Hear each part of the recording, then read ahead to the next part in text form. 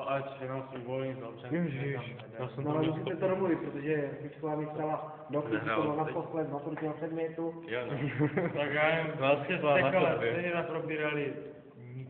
Ano, budete čekat za zítřejší den celý? Proč? Tak to už je soutěž. To není prostě to, že je uvolnění na soutěž. To je jako... A nemá Takže máme školní někdo rychloměr, kolik se to aspoň točí, to bude mít určitě tak. Tak to si můžeš stopnout a počítat, kolikrát ten šroubky projde. Se počítat za kdo? 2 minuty. Za minutu. Půl minuty, když se to stopuje, ne?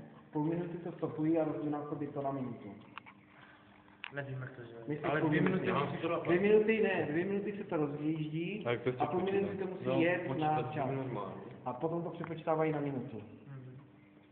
Ty brďo, že se to povedlo.